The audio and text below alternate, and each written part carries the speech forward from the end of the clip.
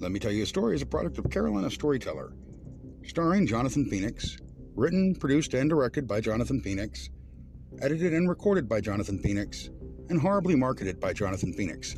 Man, I gotta hire a staff. If you'd like to support the podcast, you can go to patreon.com/Carolina Storyteller and subscribe to get exclusive content and all kinds of other neat stuff. We even have merchandise coming. Anyway, sit back and enjoy the show.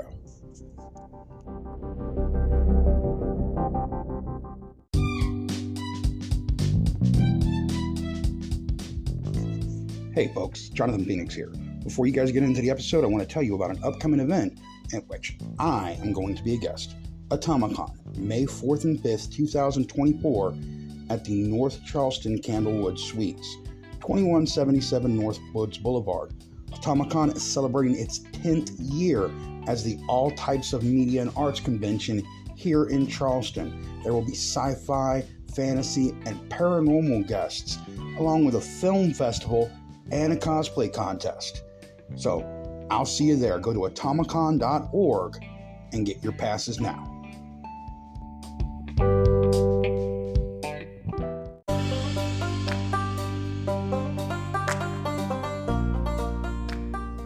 Welcome back, folks. I am Jonathan Phoenix, the Carolina Storyteller. This is Let Me Tell You a Story. I am happy to have you here with me. This week, I want to talk about something we've probably all come across in our lives, and that is haunted dolls. Now, I'm going to talk about one haunted doll in particular, and we'll get to that. But, you've all seen one, a particular porcelain toy, or maybe just a plastic baby doll. Maybe your niece had it, or your cousin sat there, and just the way that it looked at you, the way its eyes followed you, maybe it just sat in that weird position, and you thought for sure for a second you saw it move. Maybe it was at your grandmother's house sitting up on a wall. We've all come across them. It's human nature. We fear things that look almost too good to being a human. Something in our DNA has us set to fear something that looks very much like us. Now, of course, my favorite spooky doll is Chucky. I love Chucky. He is probably my favorite slasher from the 80s. And granted, he's the last one from the 80s. He didn't come out until like 88. But I think he did better than the other ones, Jason went to space into hell. Freddy went 3D. I don't know why he did that. Michael Myers fought Buster Rhymes. Chucky got married and had kids. Feel like he did better than everybody else. But I'm not here to talk about Chucky. I'm here to talk about a true story of a very haunted doll. And that doll would be Annabelle. No, I'm not talking about the freaky looking one from the movies. That's not what the real Annabelle looked like. The real Annabelle was something totally different. And let me tell you the story.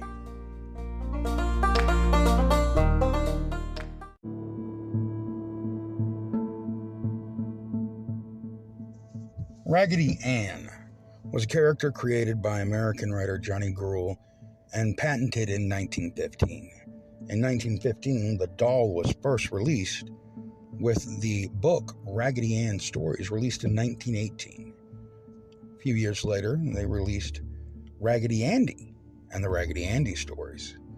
And the two became kind of a staple of American children to have well into the 70s and 80s. I even had a Raggedy Andy doll, and I remember my little cousin having a Raggedy Ann that she would always play with. Now, these dolls were known for being very small, with round bases, with a triangle for a nose and little dots for eyes and a smile, and red yarn for hair, and Raggedy Ann wore a blue dress. These dolls were simple, not very scary to look at all. In fact, they were cute and fun. So when a nursing student in the 70s received one from a landlord, she thought it was just a cute little thing to have. Her and her roommate brought it into the house, And very soon they started noticing weird things. The doll would move its position as to how it was sitting. It would be sitting one way, and one leg would go from being crossed one way to cross the other when they look at it, and they could swear that's not how it was sitting. Or it would be laying down on its side, or turned around altogether. It started out small, just the little things, just the little movements. But eventually, the doll's movements got a whole lot bigger.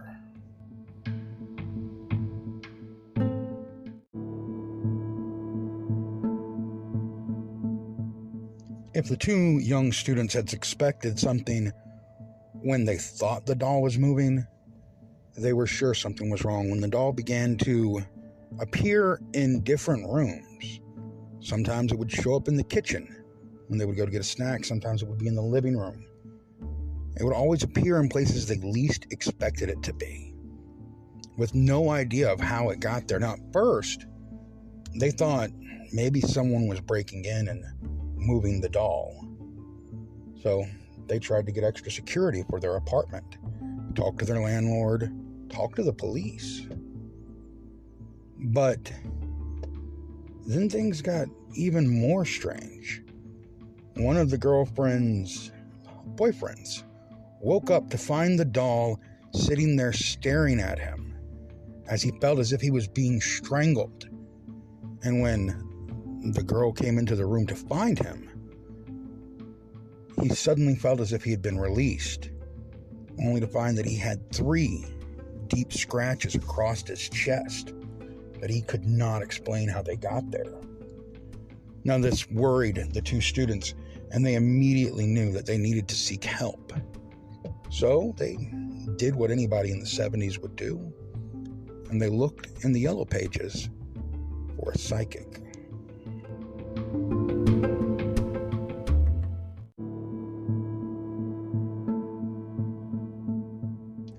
The psychic the two girls brought in told them that the doll had been possessed by the spirit of a child named Annabelle, and that the little girl just wanted to be cared for and nurtured.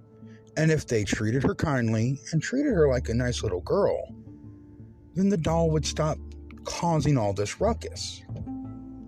Of course, that's what they did. They started calling the doll Annabelle, being nice to the doll, saying hello, Annabelle, when they came in, making sure that the doll was always introduced to people as little Annabelle, trying their best to nurture this child's spirit. Unfortunately, that's when things only got worse. Poltergeist activity began to take place in the apartment. Doors would be slammed shut, items would be thrown across the room. They were at their wits' end. And it was at this time that one of them, having spoken to a priest to ask what to do, was contacted by none other than Ed and Lorraine Warren. Yes, that Ed and Lorraine Warren. The reason why they're in the movie. Ed and Lorraine had heard about the doll and wanted to see it for themselves. So they contacted the student and eventually made their way to the apartment. And this is when Ed and Lorraine met Annabelle.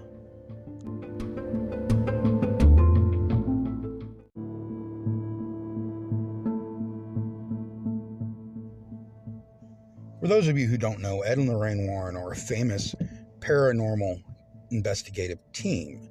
Ed being a self-taught demonologist, and Lorraine having psychic abilities since being very young. And when they met Annabelle, they knew instantly that there was not a child spirit in that doll. It was something far more sinister, and it had very sinister plans for the girls. Ed and Lorraine offered to take the doll from the girls and to put it someplace where it would be kept safe. Now, the story that the Warrens tell is that as they went to leave, Ed suggested that they take safer back roads rather than the main highway, stating that it was going to be a very dangerous drive home. And during the drive back to their home, Ed and Lorraine had to stop several times and throw holy water on the doll itself to calm the doll down. It was, once they got there, they built a glass case where the doll has sat now for the past 40 years almost. In this glass case, in Ed and Lorraine's very own haunted museum of curiosities, I guess you'd call it. Now, you'd think that's where the story ends. The doll was captured, the doll was put up. But it was from here that the story of Annabelle actually gets a lot curiouser. And I'm not talking about what they did with Ed and Lorraine Warren in the movie. No, I'm actually talking about what Annabelle did after this.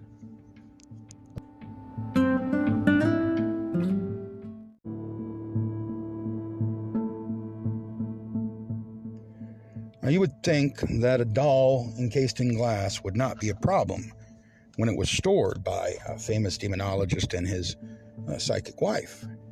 But that wasn't the case for Annabelle.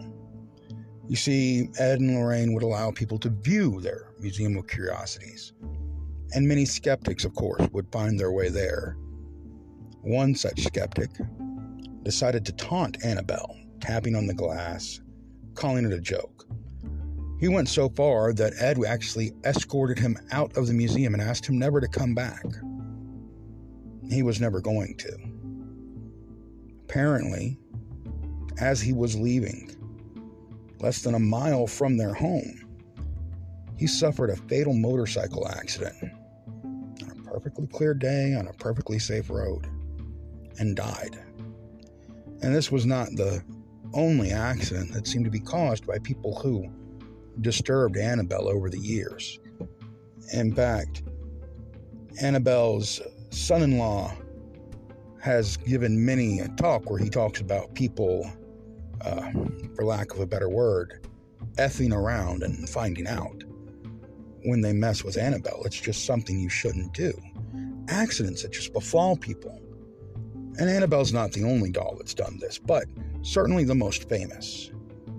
And she certainly does have a pile of bodies that if you lay at her feet all the mysterious accidents of people whose last interaction was with her.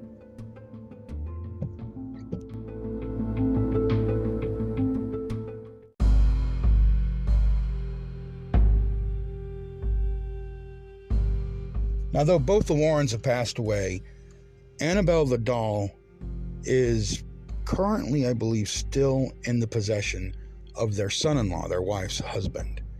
It's still kept in its glass case, and it is still protected from the public, simply because the son-in-law wholeheartedly believes that it has the ability to harm people. This has been several decades, and he's not the only one who believes it. It's regularly blessed by a priest. It is literally an artifact that people keep safe to protect us. This tiny little Raggedy Ann doll that looks no different from any other Raggedy Ann doll that has been sold on the market in the past 90 years, well over 100 years. It looks just like the ones that were released back in 1915. But this Raggedy Ann doll, well, playing with this doll, you might be playing with your life.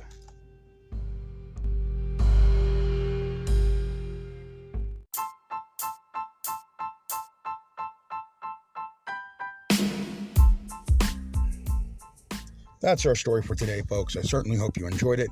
I certainly hope you feel more informed about the haunted dolls that have plagued us all these years. Annabelle may have just made her way onto the silver screen, but her influence has been in Hollywood for decades.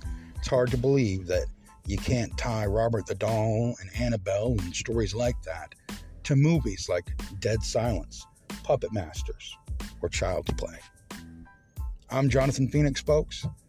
This is Let Me Tell You a Story. I want to thank you for being here.